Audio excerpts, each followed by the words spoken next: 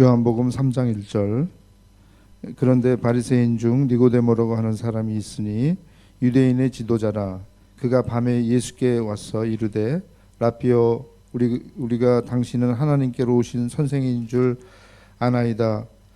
하나님이 함께 하시니지 아니하시면 당신이 행하시는 이 표적을 아무도 할 수 없음이니이다. 예수께서 대답하여 이르시되 진실로 진실로 내게 이르노니 사람이 거듭나지 아니하고는 하나님의 나라를 볼 수 없느니라. 니고데모가 이르되 사람이 늙으면 어떻게 날 수 있사옵나이까? 두 번째 모태에 들어갔다가 날 수 있사옵나이까?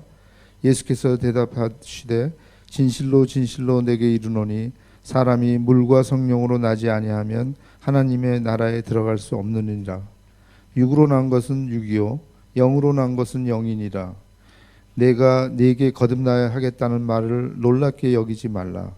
바람이 임으로 불 때 내가 그 소리를 들어도 어디서 와서 어디로 가는지 알지 못하나니 성령으로 난 사람도 다 그러하니라. 니고데모가 대답하여 이르되 어찌 그러한 일이 있을 수 있나이까?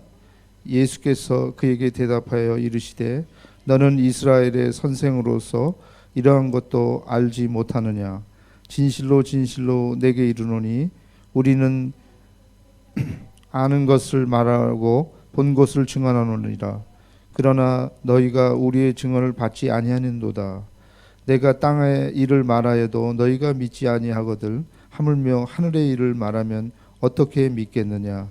하늘에서 내려온 자 곧 인자 외에는 하늘에 올라간 자가 없느니라.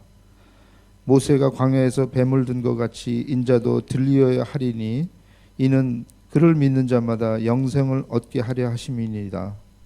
하나님이 이 세상을 이처럼 사랑하사 독생자를 주셨으니 이는 그를 믿는 자마다 멸망치 않고 영생을 얻게 하려 하심이니라. 하나님이 그 아들을 세상에 보내신 것은 세상을 심판하라 하심이 아니요 그로 말미암아 세상이 구원을 받게 하려 하심이니라. 아멘. 드디어 예수님의 공생의 사역이 본격적으로 시작이 되었습니다. 앞으로 몇 주간은 예수님이 공생의 기간 동안에 만났던 사람들에 대해서 이렇게 설교하려고 합니다. 오늘은 그 첫 번째 사람으로 니고데모라고 하는 사람입니다. 죄송하지만 니고데라는 인물 자체는 오늘 본문에서 실은 별로 중요하지는 않습니다.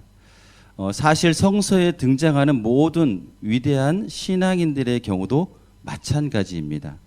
성서는 잘난 사람을 그럴듯하게 소개함으로써 우리의 신앙을 결코 자극하지 않습니다. 니고데모가 예수님과의 대화 중간부터 전혀 등장하지 않을 뿐만 아니라 예수님의 대답을 듣고 무슨 반응을 보였는지에 대해서도 성서는 대답하지 않고 있습니다. 그렇다면 성서의 관심은 무엇일까요? 사도 요한이 요한복음을 쓴 목적을 요한복음 20장 31절에 밝히고 있는데요. 제가 한번 읽어드리겠습니다. 오직 이것을 기록함은 너희로 예수께서 하나님의 아들 그리스도이심을 믿게 하려 함이요 또 너희로 믿고 그 이름을 힘입어 생명을 얻게 하려 함이니라. 실로 요한복음은 사람들로 하여금 예수를 그리스도로 영접하고 영원한 생명을 얻게 하기 위하여 쓰여진 책이라는 것입니다. 그렇습니다. 성서의 관심은 사람에게 있는 것이 아니라 오직 예수 그리스도에게 있다라는 것입니다. 그를 통해서 초기 기독교 공동체에 새롭게 경험된 하나님의 나라가 핵심이라는 말씀입니다. 사람들과의 만남을 통하여 생명 되시는 예수 그리스도 하나님의 나라를 발견하는 귀한 시간이 되기를 축복합니다. 오늘 본문은 바리새인이면서 유대인의 지도자인 니고데모라는 사람을 등장시킴으로 시작하고 있습니다. 1절에 보니까 바리새인이라고 그의 소속이 나와 있고요. 니고데모라는 그의 이름이 나와 있고 또 유대인의 지도자라는 그의 신분을 밝히는 내용으로 되어 있습니다. 여기서 유대인의 지도자란 유대인의 관원이라고 표현하기도 하는데요. 사내들인 공회의 의원이라는 그런 말입니다. 이것이 기록된 이유는요, 분명한 역사적 사실임을 확인해 주고자 이렇게 기록된 것이고요. 또 니고데모와 예수님과의 대화가 굉장히 중요한 내용이다라는 것을 암시하는 그런 효과를 또 가지고 있습니다. 오늘 니고데모와 예수님과의 대화를 통해서 그 당시 유대인의 중심 세력이었던 바리새인들의 이 율법주의의 허구를 밝히고 오직 하나님의 나라는 중생, 거듭남을 통해서만 들어갈 수 있다는 기독교 핵심 진리를 밝히는 중요한 내용을 담고 있다라는 것입니다. 그래서 사도 요한은 율법 준수를 통해서 구원을 얻을 수 있다고 생각하는 율법주의자들, 그들을 대표하는 바리새인, 그리고 그들의 지도자였던 니고데모와 이 예수님과의 대화를 통해서 유대교의 허구와 그 반면에 또 믿음을 통한 중생이라는 기독교 구원의 진리를 지금 전하고 있다라는 것입니다.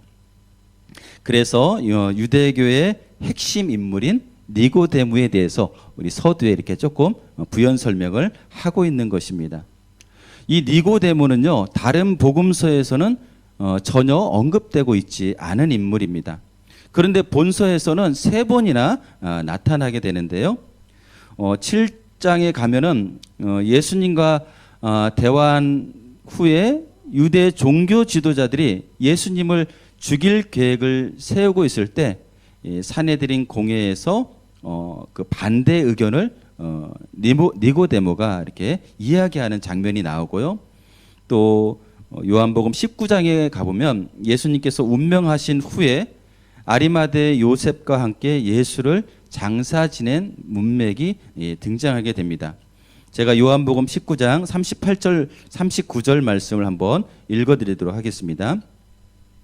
아리마대 사람 요셉은 예수의 제자이나 유대인이 두려워 그것을 숨기더니 이 일 후에 빌라도에게 예수의 시체를 가져가기를 구하매 빌라도가 허락하는지라.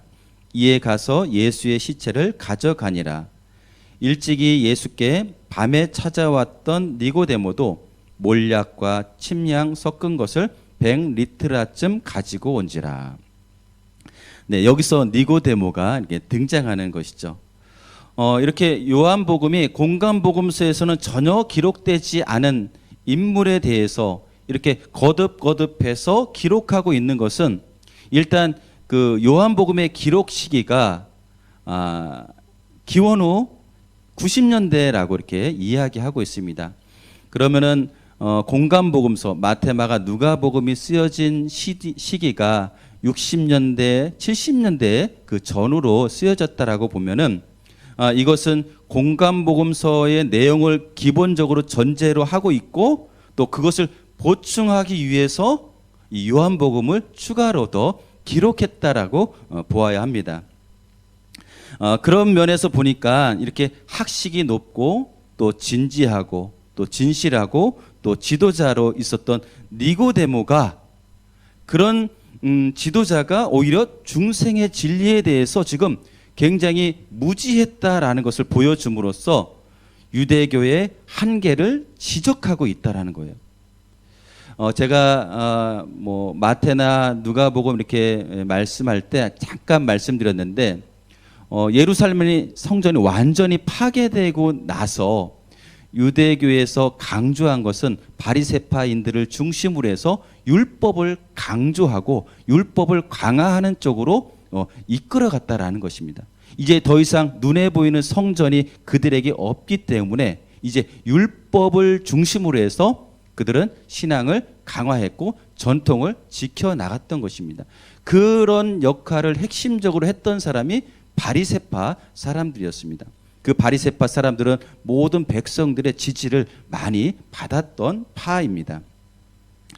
그러다 보니까 지금 이제 그 공간복음서가 기록되었는 그 시간이 한 20-30년 지난 다음에 이 요한복음을 사도 요한이 기록했다라고 하면은 어떤 그 공간복음서에서 좀 부족했던 부분, 아니면 놓치고 있던 부분, 아니면 좀 더 강조하고자 했던 부분들을 요한복음에서 좀 더 다루고자 했던 그런 마음이 있었겠죠. 그래서 오늘 이 니고데모라고 하는 인물을 들어서 유대교의 한계를 극명하게 드러내고, 이 새롭게 형성된 기독교, 그동안 유대인들에게 박해를 당했던 이 기독교가 실은 바로 하나님의 나라를 드러내는 참된 진리의 종교다라는 것을 오늘 이 니고데모의 대화를 통해서 증명하고자 했다라는 것입니다. 그래서 여기서 니고데모는 사내들인 의원으로서 유대인의 지도자라고 말씀드렸고요.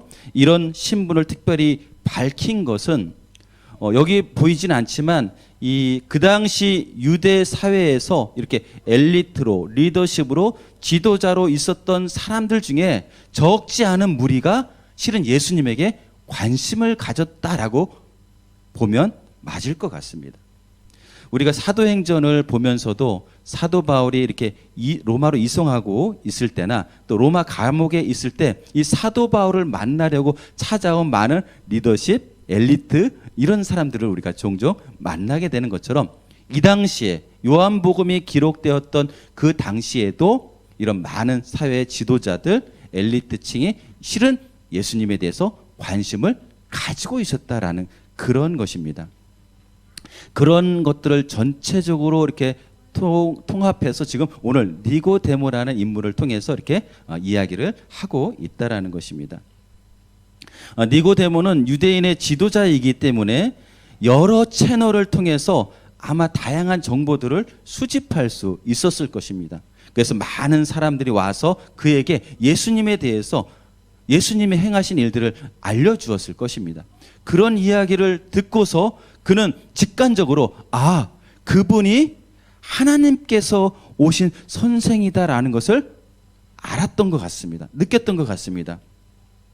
왜냐하면 우리가 또 3절에 보니까, 2절 3절을 보니까 당신의 행하시는 이 표적을 아무라도 할 수 없습니다 라고 하면서 하나님으로부터 온 사람만 이런 표적을 할 수 있다라고 이렇게 표적을 통해서 지금 니고데모가 예수님의 존재와 사역을 하나님과 이렇게 연관지어 이해하고 있음을 알 수 있습니다.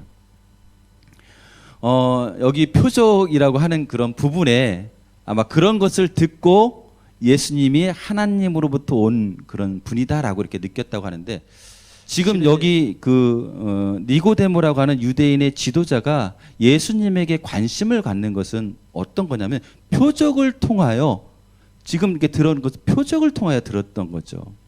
그런 것에 관심을 갖게 된 것입니다.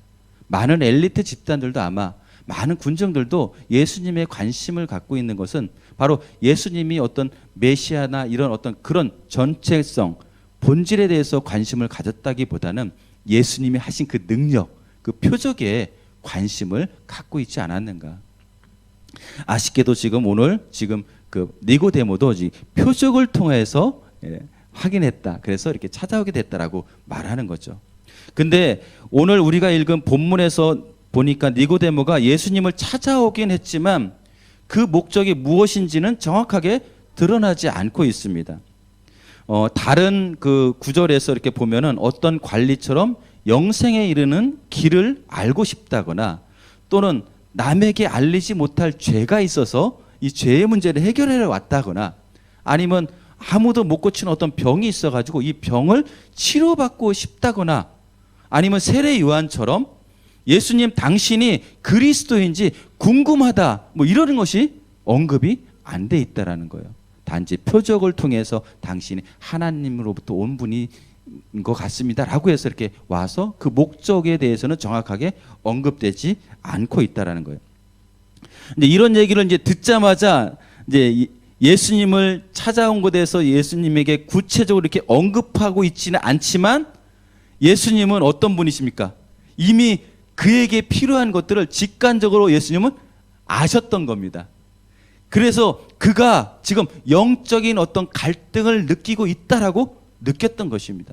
마치 저희 아들이 하나님을 믿으면서 하나님을 믿음으로 구하고 기도했는데 그것이 이루어지지 않으니까 어떤 답답함, 신앙의 어떤 믿음의 어떤 그런 갈등과 어떤 이런 것들이 있었던 것 같아요. 저희 아들도 모태신앙이잖아요. 니고데모도 당연히 모태신앙이었겠죠. 그런 니고데모에 있어서 지금 예수님은 그의 첫 마디를 딱 들어보면서 바로 그가 지금 어떤 상태에 있는지를 느꼈던 것 같습니다. 그래서 예수님은 니고데모의 대화에서 바로 이 거듭남의 문제를 꺼내셨다라는 것입니다. 니고데모에 있어서 가장 큰 문제는 바로 거듭남의 체험이 없었다는 것을 예수님이 알게 된 것입니다.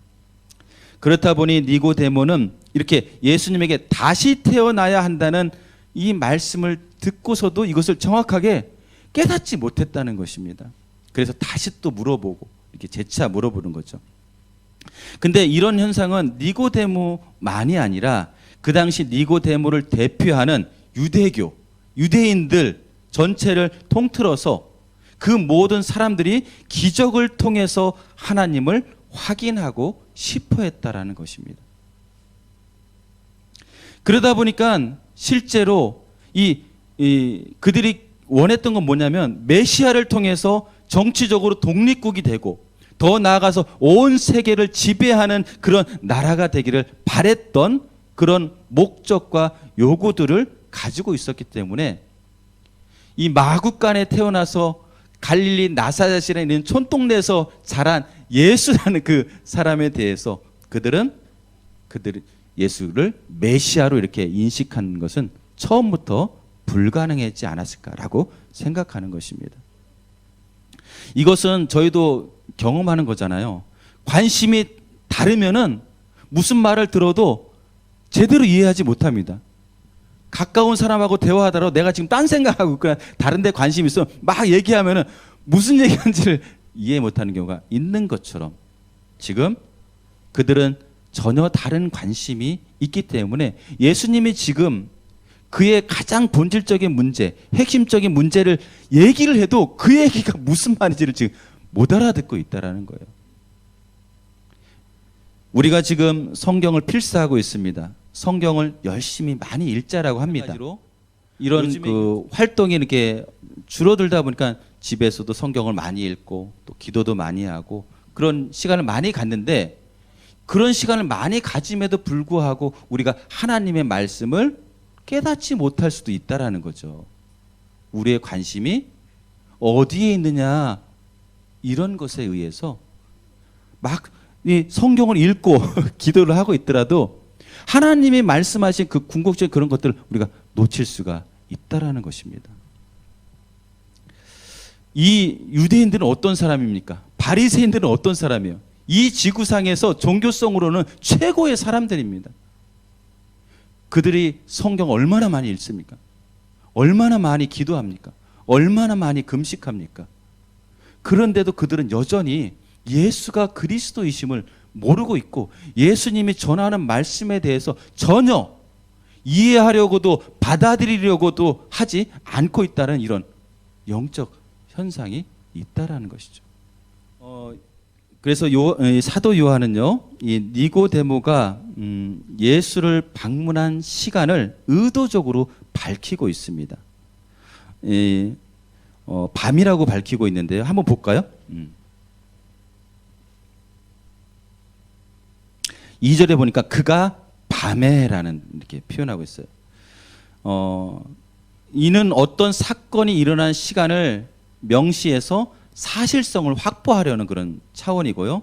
또 저자인 요한이 자신이 그 현장에 있었다라는 것을 좀 암시하는 그런 효과도 있습니다. 그리고 니고데모가 바리새인이면서 유대인의 지도자 관원이었잖아요. 그러다 보니까 좀 신중한 태도를 취하고 있었다라는 것을 좀 느낄 수 있겠죠. 왜냐하면 그 당시 예수에 대해서 좋지 않은 감정을 가지고 있었던 다른 유대 종교 지도자들을 자극하지 않기 위해서 예수를 만나러 갈 때 사람들의 눈에 띄지 않는 밤 시간을 택하지 않았는가라고 이렇게 추측해 보는 거죠. 그러면서도 한편으로 이 니고데모가 영적 갈등이 있다라고 했잖아요. 그래서 분주한 낮 시간을 피해 가지고 예수님과 좀 더 진지하고 좀 더 깊이 있는 대화를 좀 나누고 싶어서 혹시 밤에 찾아오지는 않았을까, 이런 추측도 우리가 해볼 수 있는 거죠. 그러나 일단 이 밤이라고 표현했는데요, 우리가 이제 요한복음 19장 그 39절에서 니고데모를 표현할 때도 일찍이 예수께 밤에 찾아왔던 니고데모라고 이렇게 밤이라는 거를 이렇게 니고데모하고 이렇게 묶어서 표현하는 거죠. 지금 니고데모는 무엇입니까? 유대교를 대표하는 인물, 그렇죠? 바리새파를 대표하는 인물, 산에 공회원 그런 의원들을 대표하는 지도자들의 중에 한 사람, 이렇게 그런 걸 대표하는 사람이기 때문에 이 사람 앞에 붙은 수식어는 그냥 해석하면 안 되는 것이에요. 밤에 찾아온 니고데모. 그렇다면은 지금 니고데모라는 개인 한 사람의 영적인 상황도 밤이라는 것이고, 그 당시 사회나 유대교 그 세상도 밤이라는 것입니다. 이것을 지금 성서가 이야기하려는 것입니다. 성서에서 말하는 밤은 무엇입니까? 세상과 인간의 실존을 의미할 때 이 밤이라는 단어를 사용합니다. 바로 니고데모의 영적인 상황과 유대교의 영적 상황을 표현하는 말입니다. 그리고 성경에서 이 밤이 의미하는 것은 전적인 타락, 전적인 무지, 전적인 무능력, 전적인 죄인을 말할 때 성서는 이런 밤이라는 단어로 표현하고 있는 거죠. 죄 많은 세상이라고 얘기하고 악이 가득한 사악한 밤이 지배하는 세상이다라고 이렇게 묘사하고 있는 것입니다. 보겠습니다. 그렇다면 여기서 이런 그 밤이라고 하는 어떤 성서의 해석을 가지고 접근하면 좋을 것 같고요. 이런 의미에서 지금 예수님은 다시 태어난다라고 지금 말하고 있다라는 거예요. 이 다시 태어난다고 하는 것은 니고데모의 개인이 다시 태어나야 된다는 것이기도 하고, 그를 대표하는 유대교나 그 많은 이스라엘 그 나라를 말하기도 한다라는 것입니다.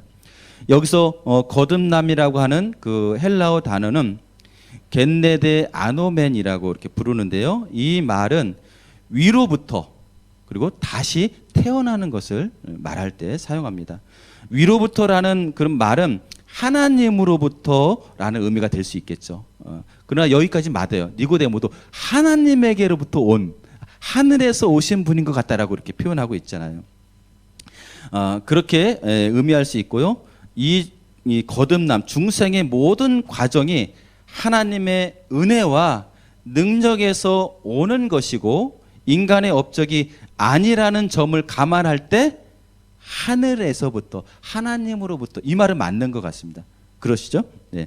이렇게 볼 때 거듭나다라는 그런 말은 위로부터 나다라고 이렇게 이해해도 괜찮을 것 같습니다. 이 말은 다시 정리하면 위로부터 새로 난다, 이렇게 이해할 수 있는 것이죠. 그래서 거듭난다라는 말은 위로부터 새롭게 태어난다는 것을 말하는 것입니다. 이것이 바로 거듭나온 바로 하나님 나라를 볼 수 있고 들어갈 수 있는 유일한 조건이라고도 이야기하고 있습니다.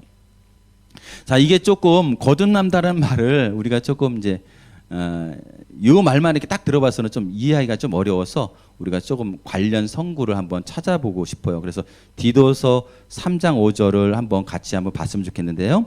우리 디도서 3장 5절 한번 같이 한번 볼까요? 네, 같이 한번 읽겠습니다. 시작.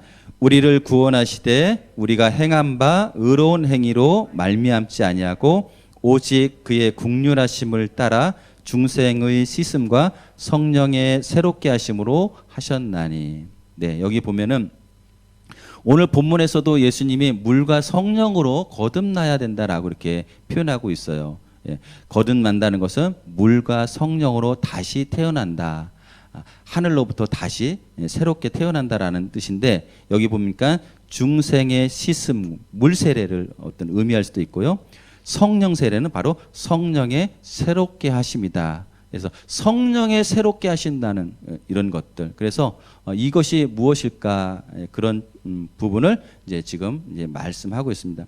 그래서 지금 예수님은 지금 물과 성령으로 거듭나야 된다라고 이렇게 얘기하는 것은 다른 표현으로 얘기하면 새로운 피조물이 된다라는 그런 말이기도 합니다.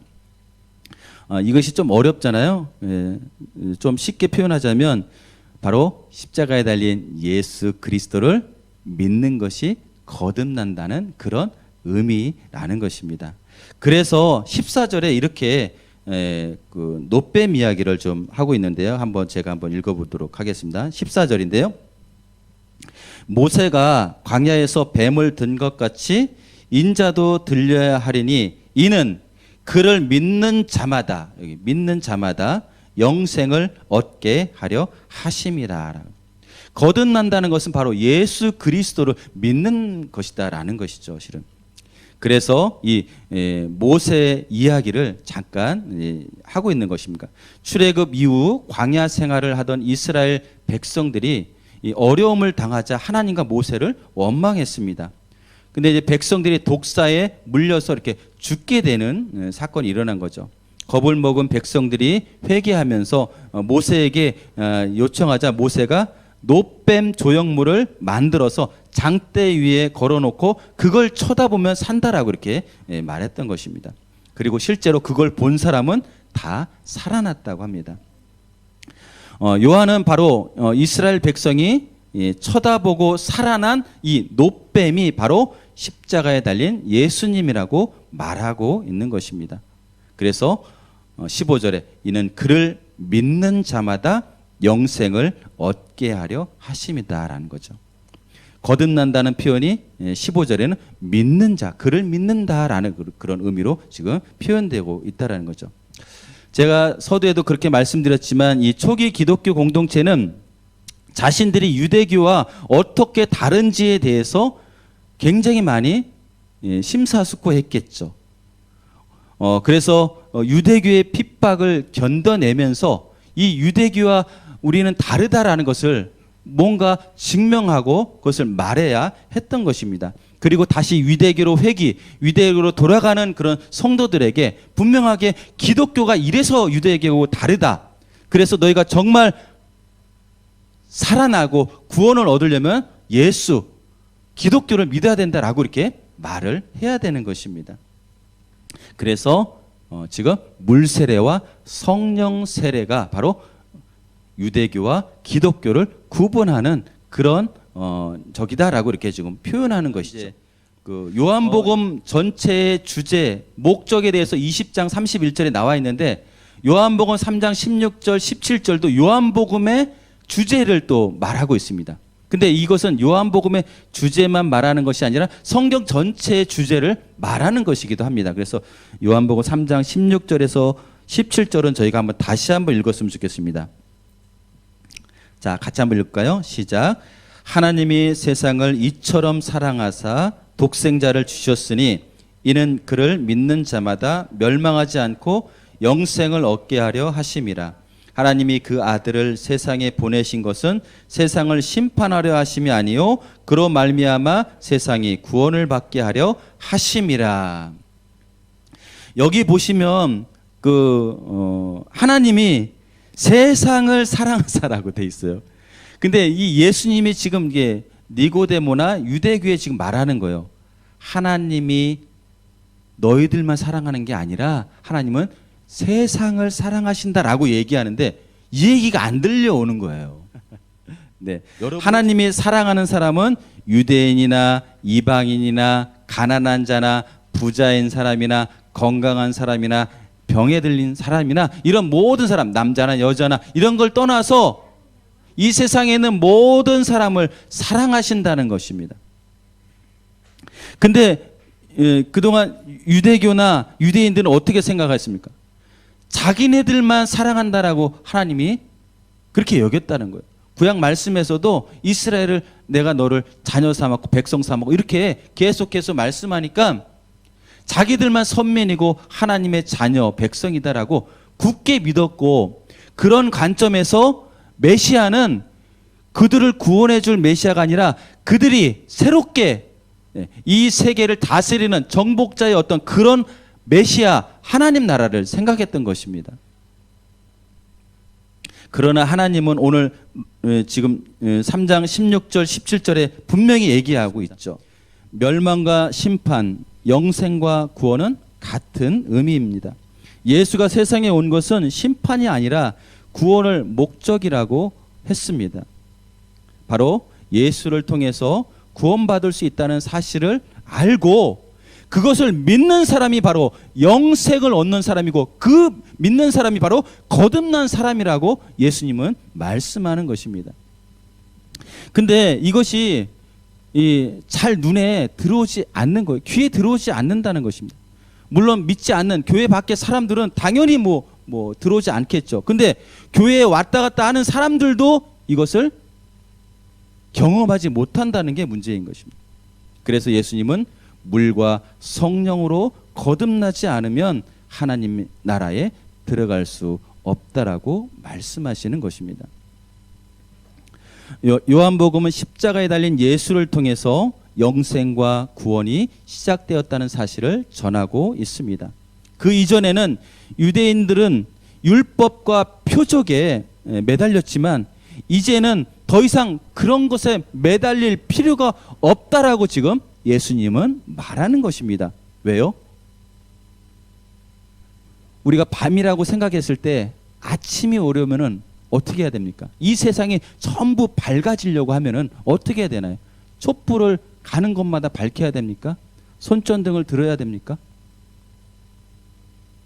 아침이 오면 이 모든 전 세상이 다 밝아집니다. 내가 촛불을 밝히고 있고 내가 있는 방에는 환해라고 얘기하지만 이 내가 들고 있는 이 촛불로 내가 킨 이 전등으로 이 세상을 환하게 할 수가 없어요. 여기 있는 곳은 환해질 수 있습니다. 내가 있는 곳은 환하게 있을 수 있지만 이 세상을 밝게 할 수 있는 것은 우리의 힘과 능력으로 되지를 않습니다. 결국 아침이 와야지만 이 온 세상의 밤이 완전히 걷어지는 것입니다. 이 세상의 악과 이 세상의 죄를 어떻게 멸할 수 있을까요? 주님이 다시 오지 않으면 절대로 우리의 능력으로는 이것을 감당할 힘도 없고 능력도 없는 것입니다. 그래서 아침이 오기를 우리가 기다리는 것입니다. 그렇다면 이렇게 한번 생각해 보세요. 아침 해가 떠오른다면, 아침이 온다면 내가 들고 있는 손전등이나 내가 들고 있는 촛불은 아침이 오면은 이제 더 이상 의미가 있어요, 없어요? 없죠. 아침이 오면요, 내가 들고 있는 손전등이나 램프나 촛불은 의미가 없어요. 그게 참다운 종말의 완성이고요. 그것이 참다운 예수 그리스도의 재림의 때고 새 하늘과 새 땅이 임하는 것이에요.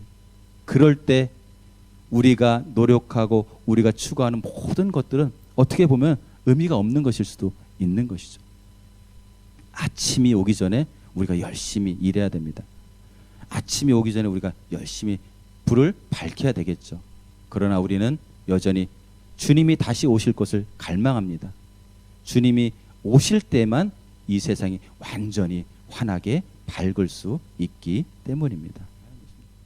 예수 그리스도를 믿는 믿음, 이것이 우리의 삶을 거듭나게 할 것이고요, 우리의 생각을 거듭나게 할 것이고요, 우리의 멸망과 심판의 삶을 완전히 거듭나서 구원과 영생의 삶으로 우리를 인도할 것입니다. 믿으십니까? 아멘.